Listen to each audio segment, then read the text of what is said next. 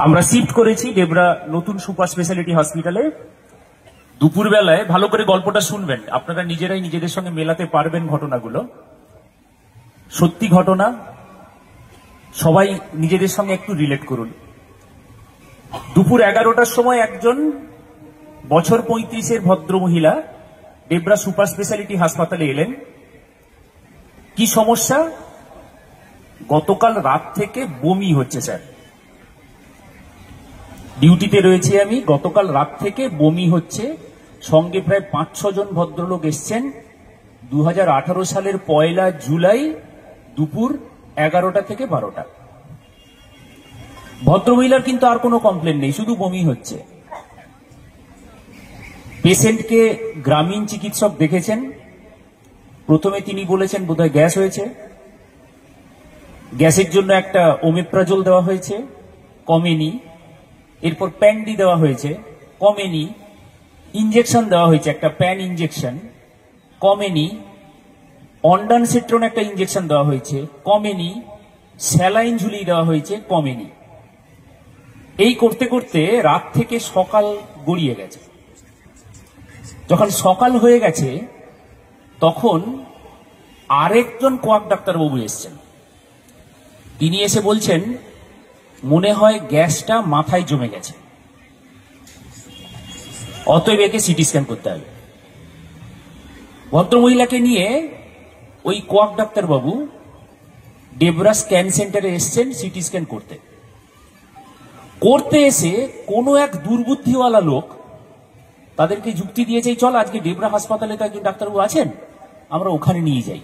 বাকিরা সবাই বলেছেন দেখ কি জন্য হাসপাতাল নিয়ে যাবি, হাসপাতাল নিয়ে যাওয়ার কোনো দরকার নেই, এইখানে সিটি স্ক্যানটা করি, সিটি স্ক্যানটা করে দেখি যে গ্যাসটা মাথায় জমে আছে নাকি। যারা চিকিৎসা বিজ্ঞান সম্বন্ধে ন্যূনতম জ্ঞান আছে তারা জানেন গ্যাস কখনো মাথায় উঠতে পারে না। এক। দ্বিতীয় কথা, এই গ্যাসের খোঁজ সিটি স্ক্যান দিয়ে ধরা পড়ে না। কিন্তু কেউ কোনো কথা শোনেনি। ওই যে দুর্বুদ্ধিওয়ালা লোক যে বলেছিল ডেবরা হাসপাতালে একটু নিয়ে চল, তিনি রণে ভঙ্গ দিয়ে ওদের সবার মধ্যে হারিয়ে গিয়ে সিটি স্ক্যানটি করেছেন। সিটি স্ক্যান করার পরে, সিটি স্ক্যানে যথেষ্ট খরচ হয়, সিটি স্ক্যান করেছেন, সিটি স্ক্যান করার পরেও কোনোভাবেই কিছু ধরা পড়েনি। তখন ওই দুর্বুদ্ধিওয়ালা লোকটি আবার বলেছে চল এবার অন্তত ডেবরা হাসপাতালে নিয়ে যাই, করে অবশেষে ডেবরা হাসপাতালে নিয়ে এসছে। আমার কাছে যখন এসছেন তখন ভদ্রমহিলার 3টে সিমটমস আছে। কি কি? 3টে সিমটমস, ভালো করে মাথায় রাখুন, 3টে সিমটমস।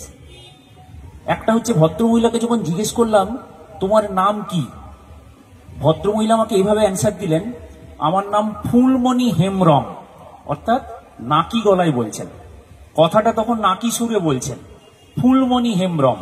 প্রথম সিমটম কি? নাকি গলায় কথা বলছেন। এক। দ্বিতীয় নম্বর কি হচ্ছে? চোখগুলো খুলতে পারছেন না, চোখগুলো খুলতে পারছে না, চোখগুলো ঝিমু ঝিমু হয়ে গেছে, যেটাকে আমরা শিবনেত্র বলি। মানে ভগবান শিবের যখন আমরা চোখ দেখি তাতে কি দেখি? চোখগুলো ঝিমুনি ভাব থাকে, সেই ঝিমুনি ভাব হয়ে আছে। 2।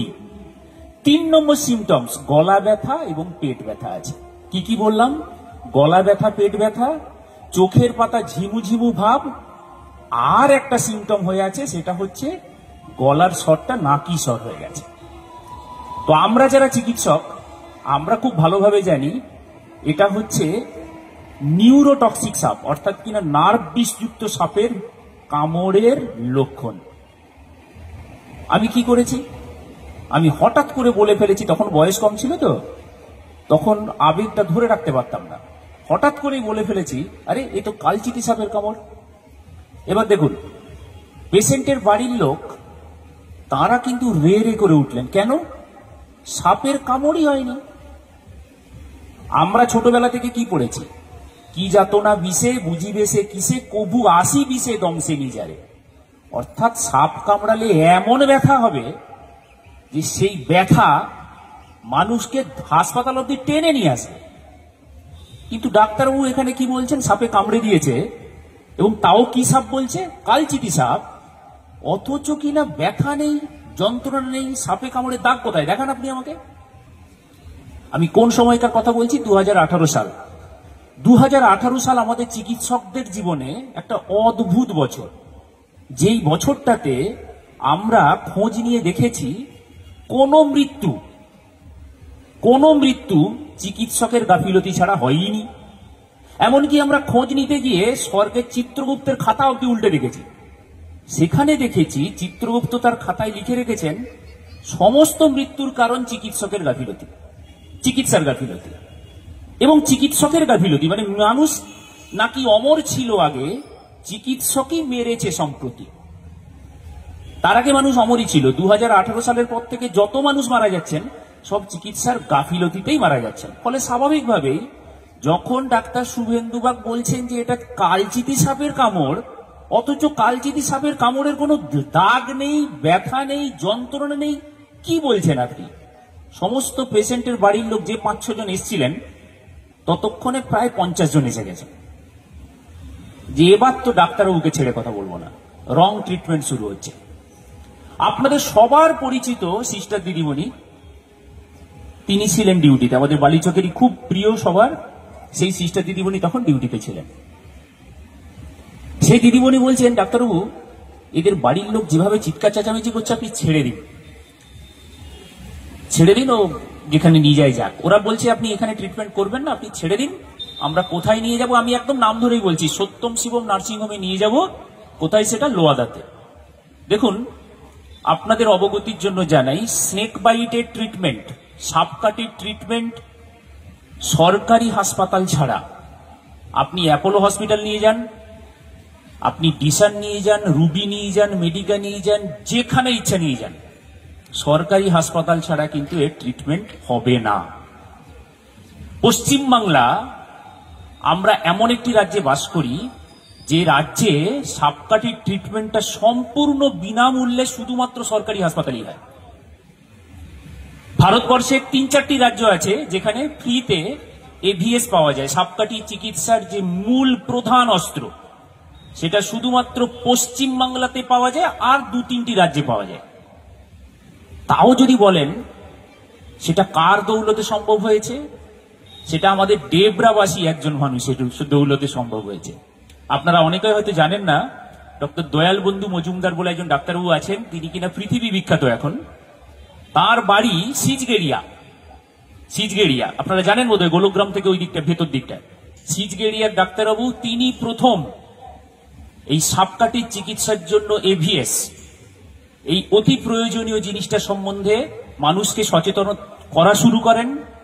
এখনো আপনি যে কোনো গ্রামে গঞ্জে, যে কোনো টিভি প্রোগ্রামে, যে কোনো জায়গায় আপনি যদি খোঁজ নেন, একটু কান পেতে দেখেন, তাহলে দেখবেন হয় কান পেতে দেখছেন বা কোনো জায়গায় দেখছেন, তো দেখবেন ডক্টর দয়াল বন্ধু মজুমদার নামটা পাবেন আপনি। আমাদের গর্ব, তিনি ডেবরার বাসিন্দা। এই ফেব্রুয়ারি মাসে তিনি রিটায়ার করেছেন এবং তার পতাকাটা বয়ে নিয়ে যাওয়ার দায়িত্ব এখন ওয়েস্ট বেঙ্গল গভর্নমেন্ট আমাকে দিয়েছেন। বড় গুরু দায়িত্ব। হয়তো আমি তার মতো অত বড় চওড়া কাঁধে হয়তো বইতে পারছি না, কিন্তু তিনি যেভাবে করে দিয়ে গেছেন আমাদের পশ্চিমবাংলায় প্রত্যেকটা হাসপাতাল, প্রত্যেকটা সরকারি হাসপাতাল যেখানে রাত্রেবেলা ডাক্তারবাবু থাকেন, অর্থাৎ কিনা বেড আছে, পেশেন্ট ভর্তি করার মতো ব্যবস্থা আছে, সেখানেই ট্রিটমেন্ট সম্ভব। সেই পেশেন্ট বাড়ি নিয়ে চলে যেতে চাইছে, সত্যম শিবম নার্সিংহোম নিয়ে চলে যেতে চাইছে, আর আমি বলছি একে চিকিৎসাটা শুরু করা উচিত।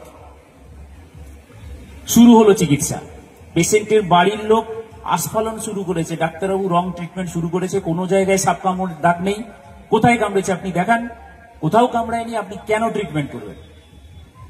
মাথায় রাখবেন, সাপ কামড়ে একটি মাত্র প্রাণী আছে যে কিনা মারা যায় না, সেটা হচ্ছে ঘোড়া। আমাদের এই যে সাপগুলোর বিষ, সেটা ঘোড়ার শরীরে ঢোকানো হয়, ঘোড়ার শরীরে তৈরি হওয়া অ্যান্টিবডি সেটা আবার আমরা পিউরিফাই করে মানুষের শরীরে ঢোকাই। তারপরে ঘোড়ার শরীরে তৈরি অ্যান্টিবডি আমরা ঢোকালাম মানুষের শরীরে।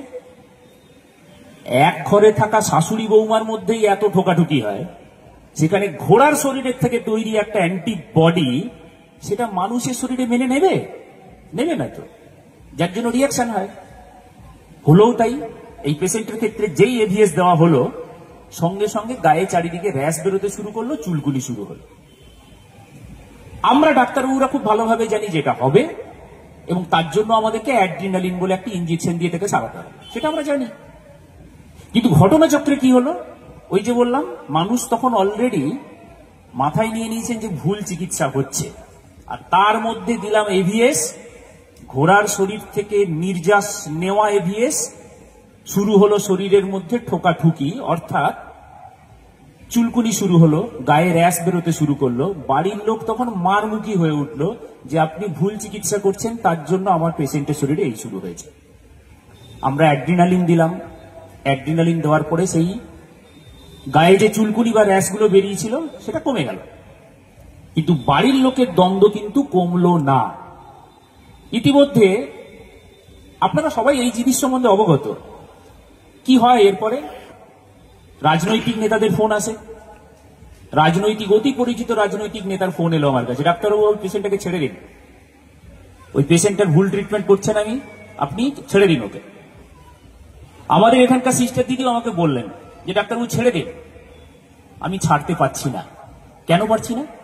কারণ আমি জানি যদি এভিএস না দিয়ে আমি আমার দায়িত্ব এড়িয়ে যাই, পেশেন্টটিকে যত বড় হাসপাতালে নিয়ে যাওয়া হোক না কেন, ও মারা যাবেই। ইতিমধ্যে আরেকটি মেয়ে ওই ভিড়ের ভেতর থেকে এসে আমাকে বলল, ডাক্তারবাবু তোর খুব নাম শুনিয়েছি। আদিবাসী ভদ্রমহিলা ছিলেন, আমাকে বলছে তোর খুব নাম শুনেছি, ও আমার বোন, ও যদি মরে যায় না, ওর দুটো বাচ্চা আছে, ও যদি মরে যায় জামাইটা আরেকটা বিয়া করে নিবে, তুই যা করার কর। মনে জোর পেলাম, ট্রিটমেন্ট আবার শুরু হলো। ইতিমধ্যে সিস্টার দিদিমণি আমাকে বললেন, ডাক্তারবাবু ওরা কিন্তু প্রচুর লোক জোগাড় করে নিয়ে এসছে, সঙ্গে সেই রাজনৈতিক দাদাও এসছে, এবার ঝামেলা শুরু হলো বলে আপনি ছেড়ে দিন। এভিএস ততক্ষণে হাফ চলে গেছে, আরো কিছুটা দেওয়া বাকি, কিন্তু আমি আর জনগণের প্রেসার নিতে পারছি না। কি করা যায়? আমি একটা অদ্ভুত ঘটনা ঘটিয়েছিলাম সেই দিন। আমি বললাম, আপনারা একটা কাজ করুন, ভুল চিকিৎসা হচ্ছে তো, আপনারা একটা কাগজ দিচ্ছি, সেই কাগজে লিখুন তো যে ডাক্তারবাবু ভুল চিকিৎসা করছেন, আমরা পেশেন্টকে নিয়ে যেতে চাই, বাড়ি নিয়ে যেতে চাই, বা যেখানে ইচ্ছা নিয়ে যেতে চাই, এটা লিখে দিন, আমি ছেড়ে দিচ্ছি। কারণ আমার লক্ষ্যটা ছিল আলাদা, যে ওই পেশেন্টটা বাড়ির লোক যতক্ষণে ওটা লিখবে ততক্ষণে আমার প্রয়োজনীয় এভিএস সেটা আমি ওর শরীরে ঢুকিয়ে দিতে পারবো, তারপরও যেখানে ইচ্ছা নিয়ে যাক, ওই ছোট দুটো বাচ্চার মা কিন্তু বেঁচে যাবে। শুরু হলো লড়াই, আমার নয়, এবার লড়াইটা শুরু হলো কলমের সঙ্গে কাগজের। ঘটনাচক্রে তারা কেউ শতটা পড়াশুনো জানতেন না, লেখার চেষ্টা করতে গিয়ে বারবার এ ওকে বলছে তুই লেখ, সে তাকে বলছে তুই লেখ, কিন্তু কেউ আর লিখতে পারছে না। শেষ পর্যন্ত আমার কাছে ঘুরে এসছে, ডাক্তার তুই লেখ, আমরা নিচে সই করব। এই পড়েছি মুশকিলে, ততক্ষণে তো আরো পেশেন্ট আছে। আমি বললাম অত তো সময় হবে না, তোমরা লেখো, আমি ছেড়ে দিচ্ছি। ইতিমধ্যে আমার পেশেন্টের এভিএস চলে গেল। রাত্রি 8টা বাজলো। সেদিন সন্ধ্যেবেলায় আমাদের অতি পরিচিত আরেকজন ডাক্তার ম্যাডাম, তিনি এসে ডিউটি হ্যান্ড ওভার নিলেন। আমার 8টার সময় ডিউটি শেষ হলো। পেশেন্টটিকে লাস্ট দেখলাম তার গায়ে চুলকুনি নেই। পেশেন্টের যে গলা ব্যথাটা ছিল সেটা অনেকটা কমে গেছে, পেটে ব্যথাটা কমে গেছে, বমিটা অনেক কমেছে, কিন্তু নাকি গলা আর শিবনেত্র সেটা তখনও কমেনি। আমি সমস্ত ঘটনা ডক্টর সুদীপ্তা মাইতি ম্যাডামকে জানিয়ে বেরিয়ে এলাম। পরের দিন ছিল আমার আউটডোর। সকাল 9টার সময় বাইক নিয়ে যখন হাসপাতাল চত্বরে গেলাম, 2 জুলাই, 1 জুলাই ওই ঘটনা হয়েছে, 2 জুলাই আউটডোর। যখন হাসপাতালে গেলাম, আমি হঠাৎ দেখলাম আমার বাইকের সামনে দৌড়ে 4-5 জন লোক চলে এলো, এবং কোন লোকগুলো? আগের দিন যারা ঝামেলা করছিল। আমি বললাম এই রে, এবার গেছে, এবার আমাকে ধরে পিটবেই এবারে। কি হলো মজার ঘটনা, তার মধ্যে একজন বুড়ো মানুষ ছিলেন, বেশ বয়স্ক মানুষ। দৌড়ে এসে, আমি যেই বাইক থেকে পাটা নামিয়েছি, দৌড়ে আমাকে একটা প্রণাম করে দিলেন। ওই বয়স্ক মানুষদের কাছ থেকে প্রণাম নেওয়াতে আমি অবাক হয়ে গেলাম, আমি একটু চমকে গেলাম, পিছু হটলাম। কি হয়েছে? ওই ভদ্রলোক আমাকে বললেন, ডাক্তার তুই ভগবান আছিস। আমি বললাম কেন? কালকেই শয়তান ছিলাম, আজ হঠাৎ ভগবান হয়ে গেলাম কি করে? বলছে ডাক্তার, আমাদের কয়েকজন লোক কালকে আমার ঘরে, যে ঘরটায় ওই মেয়েটি শুয়েছিল, সেই ঘরটিতে একটি কালচিতি সাপ উদ্ধার করেছে। আচ্ছা, যদি কালচিতি সাপ উদ্ধার না হতো তাহলে তো আমি ভগবান থাকতাম না, সেই শয়তানি থেকে যেতাম। ঘটনাচক্রে কালচিতি সাপ উদ্ধার হয়েছে, তাই তাদের আমার কথায় বিশ্বাস হয়েছে, তাই আমি ভগবান হয়ে গেছি। পেশেন্টের বাড়ির লোক আমাকে বললো, ডাক্তার ও পুরো ভালো আছে, তুই একবার গিয়ে উপরে দেখে আয়। আমি গেলাম ওপরে, গিয়ে দেখলাম পেশেন্টটি মিটি মিটি হাসছে আর মুড়ি খাচ্ছে। পেশেন্ট তখন সম্পূর্ণ সুস্থ। আমার এই গল্পটা আমি কদিন আগে দূরদর্শনের একটা প্রোগ্রামে ওই একই গল্প করেছি, একটা জিনিস বোঝানোর জন্য।